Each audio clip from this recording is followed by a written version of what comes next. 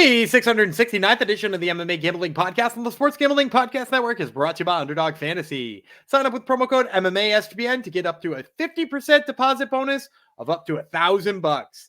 And we're also brought to you by Rhythm. Start crushing the college football and NFL seasons with Rhythm. Get your 7-day free trial today by going to sportsgamblingpodcast.com/RITHMM.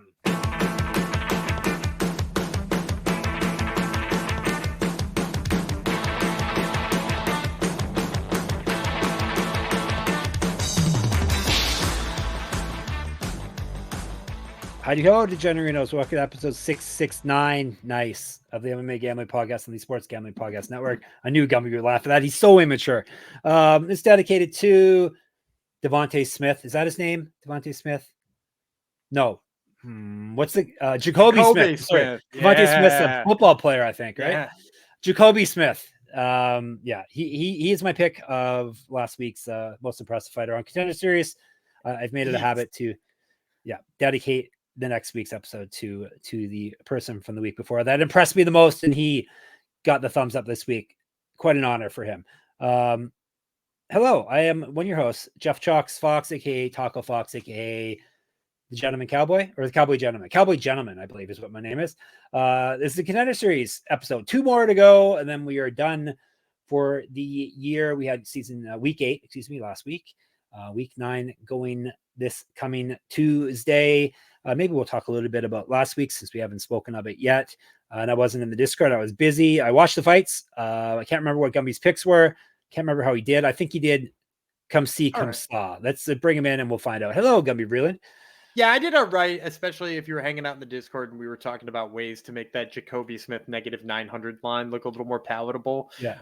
So we liked him by KO, and obviously he got that done. I'm really impressed with him. You know, I think I even said on the breakdown, he's an incredible wrestler, and he hasn't had to wrestle for like 3 fights. He had just absolutely flatlined people on the feet, and then he went in there, and I was like, oh, he's actually using it. Good for him. And it was not just good wrestling, but also like creative wrestling. That part where he like kicked out the back of the guy's legs and tripped him backwards, that was really cool. He's so much fun to watch. That's a Oklahoma State wrestler turned, he trains at AKA for a little bit, right? And I don't know where else he's trained, but like that's a guy who's really rounded his game out. And he's got dangerous hands. So looking forward to seeing what he can do in the UFC. And, also shout out to Therese Finney. I know he gets a lot of hate. He got a lot of hate. You know what? I picked against him because I didn't think he'd go back to wrestling after not getting a contract wrestling twice. He wrestled, but he wrestled different. And he wrestled different though. Yeah. You know what I mean? Like he wasn't comfortable with any position and he just ran through that dude. So, props to him for turning it around and proving me wrong on that one. And I'm happy to see what he can do there too. It's not like middleweight's loaded up with wrestlers who are going to stuff him all the time. Like that's what we've been saying about Bo Nickel is like, he's kind of dangerous because nobody there can wrestle. Who knows what Therese can do if he gets that wrestling going. Yeah, boy. Yeah, did he impress you the most on the Jacoby Smith did. Jacoby Smith for sure did. Yeah. Yeah, he looked, and Dana White impressed as well. So I don't know. I don't know if I want to be in his company, but still.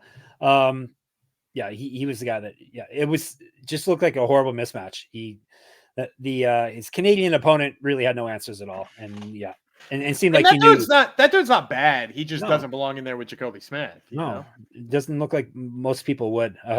We should talk briefly about the Calderon versus Montes fight too, because that fight was the whole week was great. Yeah, that fight was insane because it was a really good grappler in Calderon. And Montes has got good subs, even if he's not like a flashy grappler. But then he flashed some really impressive grappling. The striking was senseless, but also a lot of fun. I love that fight. That fight was so much fun to watch. Yeah, it was a good week, a very good week on Contender Series. So, all right, hopefully this coming week. Thoughts on week 9 before we dive into it? Anyone really excite you on this week? I'll say it feels chalky.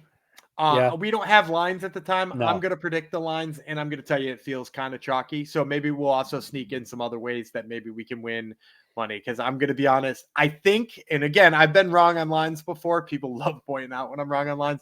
I've been wrong on lines before. I thought David Martinez was going to be a negative 300 favorite. He only wanted to be in 140, and we got a steal there. Yeah. I could be wrong on these, but I think I have 5 favorites that I'm going to pick this week. Excellent. I was going to, no, not excellent. Excellent. Boo. Bad for you, Gumby. Boo. Boo, Gumby. Anyhow, as long as we win, that's all we care about. All right. Before we dive in, should remind you, if you haven't heard already, we are raising some money for Hurricane Helene survivors. People have been devastated. The people of Western North Carolina, excuse me, and SGPN is teaming up with the local charity mountainprojects.org to help give back. Biggest donation will get a guest spot on the CFB Pick Show and a ton of gear. Go to mountainprojects.org and hit flood support. Help out today. Thank you. SGPN also has the most degenerate pregame show in the world. Saturday, the College Experience YouTube is live starting at 11 a.m. Eastern. For the NFL, the Propcast kicks off at 11 a.m. Sunday, followed by SGP at noon Eastern. Last second bets, Degen parlays, your calls, and more. Check it out. It's almost like I've been recording 3 episodes of podcast today. I'm running out of steam. Anyhow, and these damn cans in my ears, they're hot, Gumby. Almost as hot as who's that guy you think is super hot? Brian Battle. Almost as hot as Brian Battle. All right. I think Brian Battle's hot. No, he's fit. He's chiseled. See, there you go. See, you proved it right there. Let's go to Contender Series 2024, Week 9. We have not seen the man yet in the stands yet, have we? We have not seen our friend, former champ, who we joke lived underneath the bleachers. Jamal Hill. We have not seen him yet. What's the deal? I don't know. I can't tell you. I don't know. Anyhow, he's a Contender Series expert, Gumby is, but not on that. October the 8th, we're up to on Tuesday, 8 p.m. Eastern, 5 fights as per usual. You know the routine. Let's kick it off with a flyweight fight. That is good. Always the debut fight, the first fight of the night, is not disappointing yet. Last week, no exception. They do move them around sometimes close to fight time. So maybe this doesn't wind up being the first one. It's true. This is a Aussie versus Aussie fight. You don't see that too often, especially not in Contender Series. We got Sean Gauci versus Anthony Drilich, 3 5-minute rounds, 125 pounds. Tell you about Drilich first. Drilich, 8-1, 4 knockouts, 2 submissions, never been finished in a fight. He's won 6 straight. He's not lost since May 2018. That is a long stretch. 3 straight wins via finish.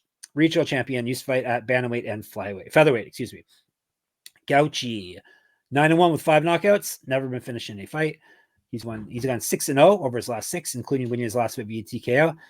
Has not lost since April 2017, an even longer stretch. Regional champion, used to fight at bantamweight, 2014 pro MMA debut. Wasn't he the medical guy that was telling all you people about COVID and stuff, Gauci?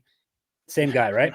No, not the same. This is a different guy? Yeah, it took me a second to make because that guy seemed old, so this is probably good. This guy's younger than that, I think. Okay.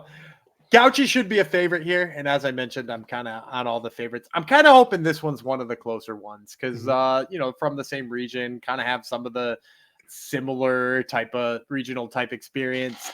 The difference for me here is if you watch Anthony Drilich fight, a lot of his style is like trying to bring the fight to the ground, and his striking almost seems like it's a means to an end. Like it's not bad, but it like doesn't have a lot of purpose behind it except to close the distance.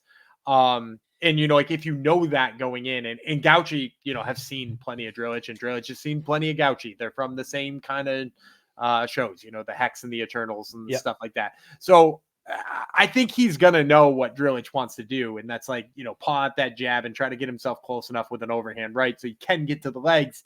And if you've watched Gauci's recent fights, you might be like, oh, that's a reasonable path to victory, because all Gauci's been doing in his last fight is starching dudes with big right hands. And man, this dude packs a type of power that I just didn't believe existed in flyweights. Like when he hits people, he like really sleeps them, which first of all automatically makes you, probably in a Contender Series setting, a favorite.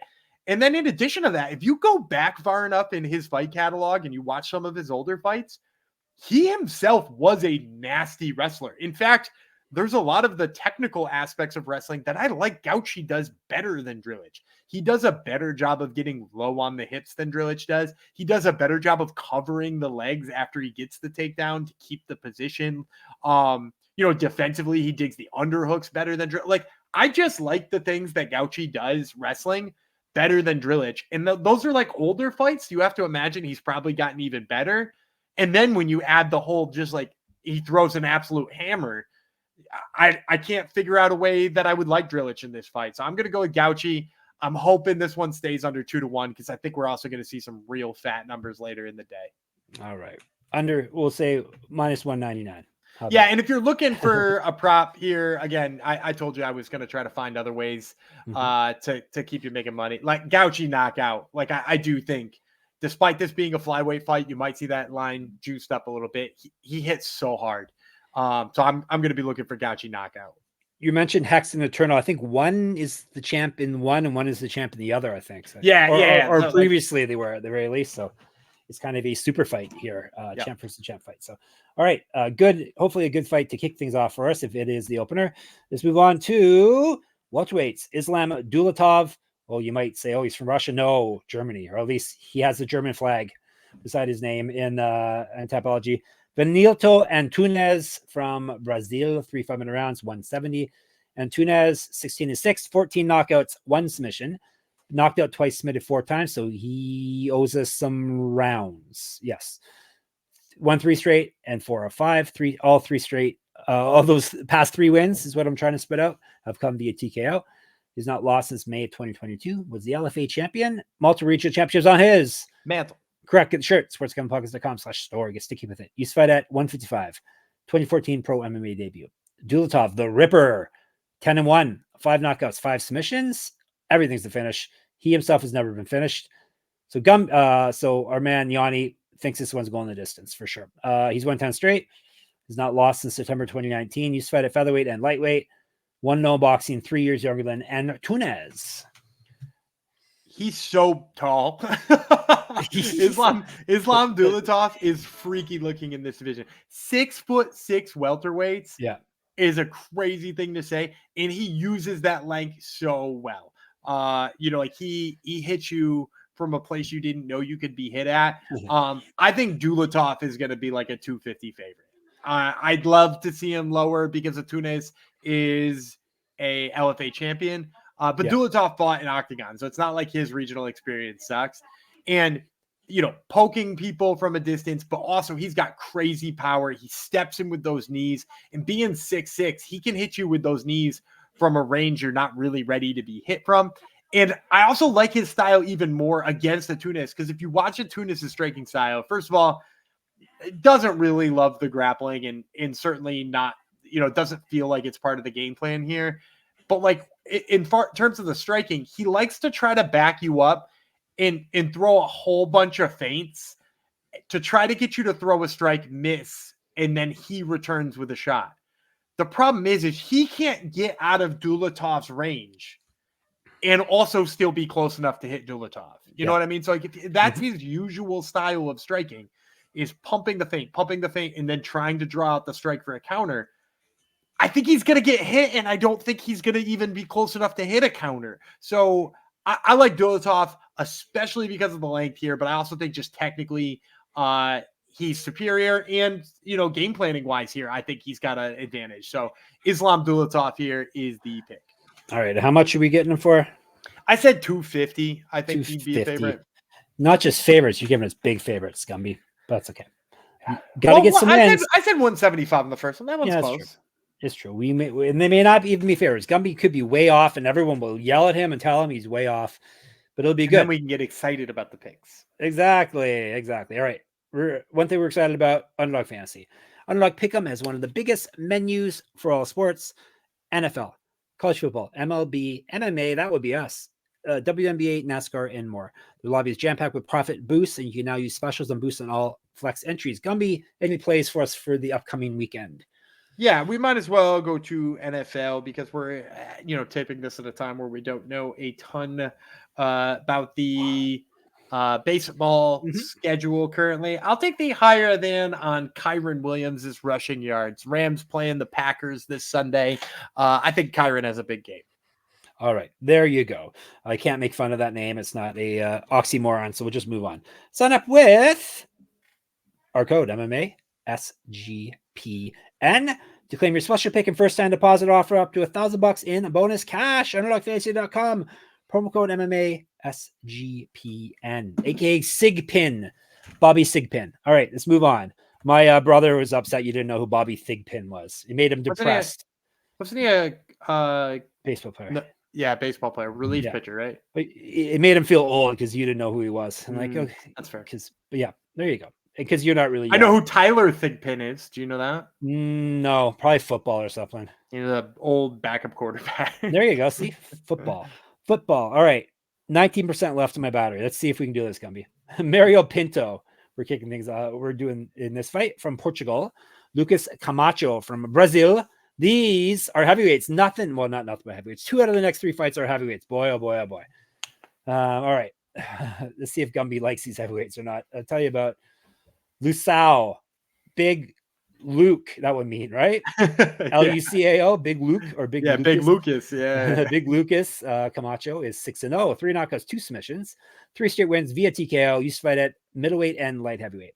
Pinto 8-0, 4 knockouts, 1 submission, regional champion, 6 years younger than Camacho. That's all I got. Not much on these guys' resumes at this point.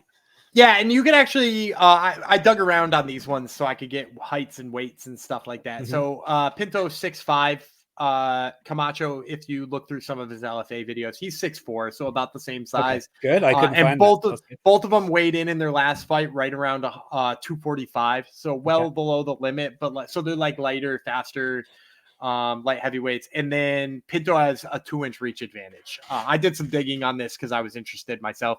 But also I would just say in this one should be Pinto minus 400. I'm going to be shocked if it's not. And if this winds up being my David Martinez of the week, I'll be pumped. I think Pinto is so much better. He's the Levels Fight League champion right now at heavyweight.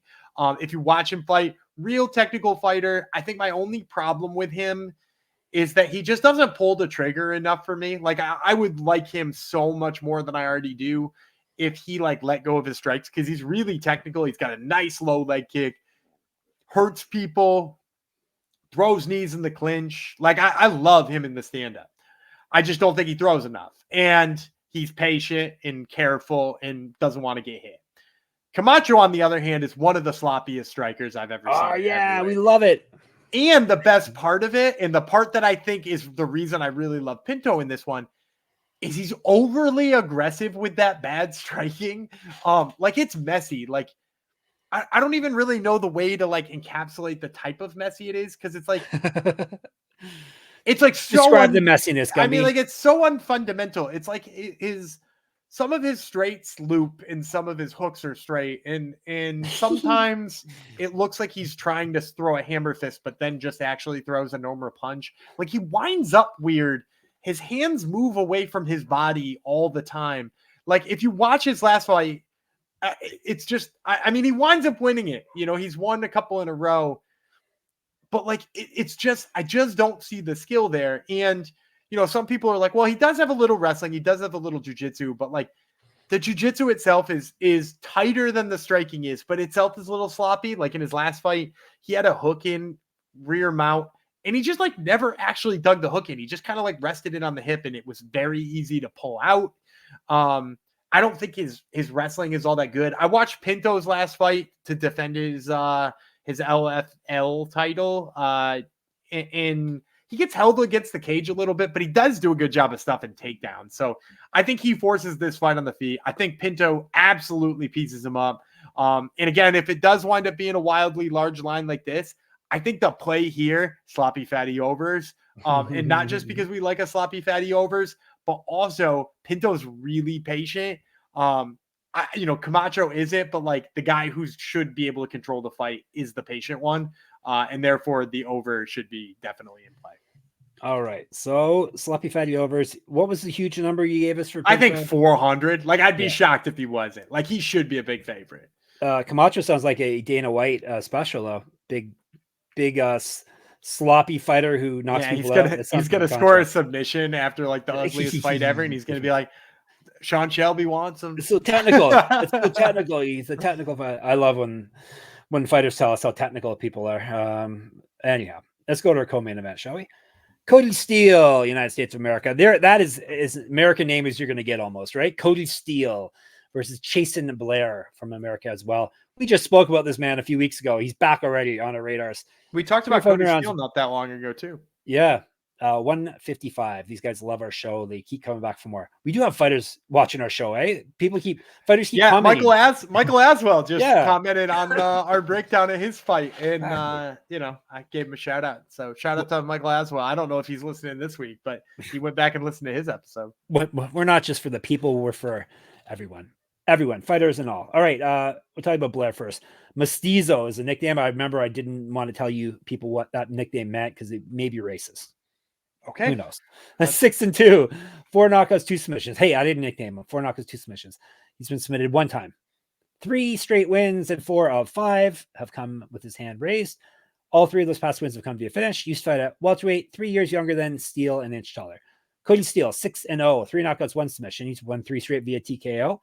Used to fight at 155, 18-14-1 as a grappler, according to Tapology. So he's more than that in there. Too. Yeah, for sure. Yeah, because Tapology has what, professional ones maybe. But yeah, he is quite a grappler, and that's all I got for him. Yeah, in the funny thing is he kind of like walked backwards into this Brazilian jiu-jitsu career where he made tons of money. He always wanted to be an MMA fighter, but then he wound up grappling like literally the best grapplers in the world. Like in beating some of them. Like he beat PJ Barsh, who's like one of the top guys at that kind of weight. So he's been around the world. He's competed against the real top of the top divisions and is an exceptional grappler. He's taking this fight as a rebound fight. Well, no, he's taking this fight as a rebound because he was supposed to fight Camelo Tony earlier in the season, which we broke down. And I think he's going to be a negative 275 favorite here. And I'll take Kody Steele again. Okay. Because when we broke down Chasen Blair, so first of all, Chasen Blair taking this on short notice because he fought September 20th, I think it was. We just broke down his Cage Warriors fight. Yep. And if you go back and you listen to that breakdown fight I had with him, I was like, I think he can win this fight because he's up against the guy who can't submit him. And the thing about Chasen Blair is he's a fun grappler, except for when somebody can scramble with him, they put him in bad positions and submit him. Hassanzada did that. The guy who just got his contract, Ahmad Suhail Hassanzada, just got his contract on Contender Series. They fought, they grappled, they scrambled. He got a knee bar. Blair is a really good grappler, except for he makes mistakes. And, his athleticism usually gets him out of those mistakes. But when he fights a high-level grappler, they're going to make him pay for it. And he just so happened to walk into a short training camp fight against one of the better grapplers you're going to run into in the lightweight division, one of the best pure grapplers you're going to find in the lightweight division. I think Kody Steele is also more complete. I think he's going to be a little faster on the feet, and I definitely think you're going to see him dominate a couple of scrambles here and probably get a submission. So, yeah, Kody Steele, the play for me here.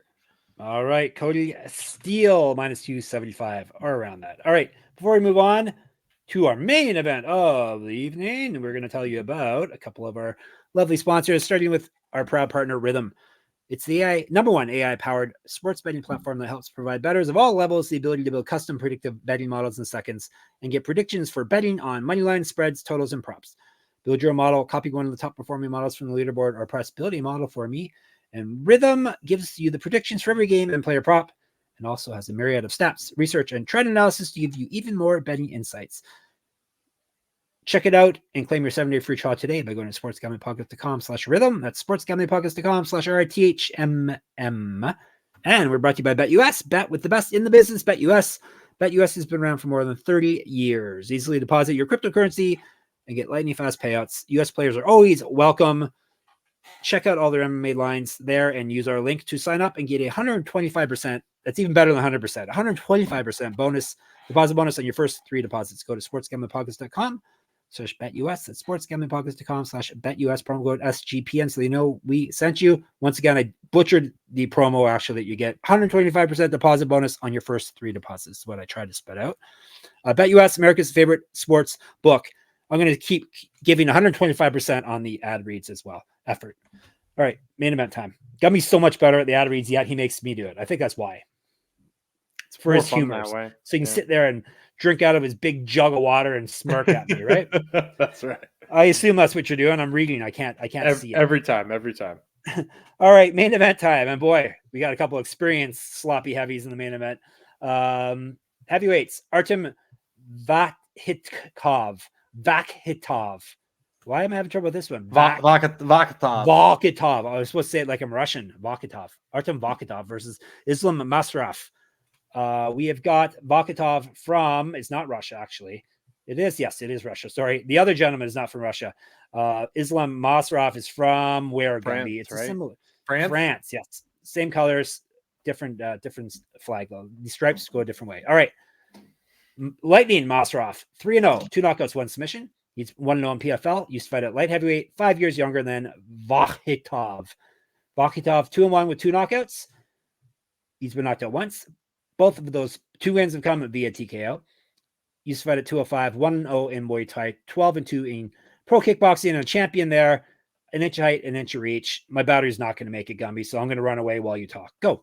All right. I'm going to quickly run down why Vakhitov doesn't have a loss. So Jeff did say he has 1 TKO loss. He does have a TKO loss technically on his record, but that TKO loss was a guy got in the clinch with him. He instead went to take that guy down. He landed in mount, ready to rain down punches, but he also landed with his elbow dislocated and then just stood right up and waved the fight off himself. So he's never really been beat. He should be a negative 1,000 favorite in this fight. Because while Masraf is coming off of like a 10-second knockout, which by the way, looked really good, that 10-second knockout, his opponent I'll save this because Jeff would probably enjoy hearing it. I'm saving this with Jeff could hear it. Masraf was the guy. I don't know if you remember this on PFL recently. Some guy came out of the corner with his hands down, just begging the guy he was fighting to kick him in the head. And then he kicked him in the head and knocked him out in 10 seconds. Masraf was the guy who kicked that guy in the head. Yeah. Better than being the other guy. Not an impressive win, but yeah, better than being the other guy. His striking is all right. He does try to mix in a little bit of wrestling, but what you're going to see from Vakhitov is just absolute violence. This guy in his last fight got I think like a 1-minute TKO. He came out, he like sort of squared up. He was measuring the guy out. He threw a low leg kick and you could see the look on the guy's face be like, excuse me, what the hell was that? And then he wound up and threw a second one and the guy quit. That was the end of the fight. The guy was like, he literally threw 2 leg kicks, didn't even pump a jab out there, and the fight was over because that's what this dude's leg kicks do. You mentioned the big kickboxing record. He's got a win over Alex Pajeda, which is why he's in here at 2-1. And you missed me saying, Jeff, the 1 loss is when he took a guy down and dislocated his own elbow in the process. So like not really a TKO loss. Vakhitov, look, he's going to be absolutely electric on the feet. They brought him somebody who's green enough that he can beat the hell out of. Expect to see wild violence. I know we like sloppy fatty overs. This ain't it. Don't pick the sloppy fatty overs here. Vakhitov is going to kick. This guy is going to get kicked in the leg so hard that he will go home. And that seems to be what Vakhitov's opponents do. So yeah, Artem Vakhitov here. You missed me saying probably negative 1,000. So is it going to be like the dumb fans that ask pro fighters to kick them on video, like you always see? I mean, that's what his last fight looked like. Yeah. That guy got kicked twice and he was like, oh no, that's never happened to me. Which by the way, it should if you're a pro fighter, but it hadn't like that. Yeah. And I'm going to go back after this gets posted and see what you said about me while I was gone. Cause I assume you badmouthed me the whole time I'm gone. We talked about elbow dislocations. Oh, fantastic. That's the right up your alley, man. Yeah. That's your style. All right. Recap. Vakhitov as a big favorite. Hopefully not as big as you hope. I think it's going to be 1,000. I think we're going to see 4 digits. Yikes. Steele, slightly less of a favorite. Pinto, slightly more of a favorite. Dulatov, slightly less of a favorite. Gauci, probably the closest line, hopefully. Right? That's what I'm hoping for. I hate going chalk. You guys know I'm always looking for dogs. In fact, I often get criticized for how I chase dogs. And still, I couldn't find a dog I liked here. Yeah. I don't think any of these guys are going to be dogs, and I think they're clear winners too. All right, there you go. Clear winners. Gumby's going 5-0 this week. Get in the Discord and congratulate him when he does go 5-0 on Tuesday. It'll be sportsgamblingpodcast.com/Discord. You can hit us up, and YouTube comments are good too. You can let everyone know how amazing Gumby did with his picks. MMA Gambling Podcast, of course, is the spot on YouTube. Make sure you subscribe. There helps us out greatly. What else can you do? You can talk to us on Twitter. Gumby runs his account, our account, at SGPN MMA. He's at Gumby Vreeland. I'm a Jeff Fox writer there and on Instagram. Where else? I got a Substack, moneymma.substack.com. Get in there, enter the free pick'em contest for tomorrow's UFC, and check out all the other articles and gambling related stuff I put up on the site there, moneymma.substack.com. Gumby, Top Turtle MMA podcast. He's interviewing two people who are fighting separately tomorrow. Yeah, Austin Hubbard and Court McGee. Thud and Crusher. So check that out. And of course, we're at sportsgamblingpodcast.com, sportsgamblingpodcast.com/store, sportsgamblingpodcast.com/Patreon. So you can get some bonus content. When are we going to be back? We're going to be back on Monday, I guess, right? I haven't even looked at next week's regional stuff. I assume there'll be some good events next week. I think we got an Octagon. Nice. I think Octagon and a Mallory Martin title shot, if I'm not mistaken. Ooh, what more could you want than that? The Octagon part was good. We'll talk about it on Monday. It'll be the Ripper, Jeff Fox. There's no other Lightning, I guess, since there's no other nicknames left from this episode. Lightning, Gumby Vreeland, and Lucao, Gumby Vreeland. We'll talk to you on Monday. Bye. Lucao.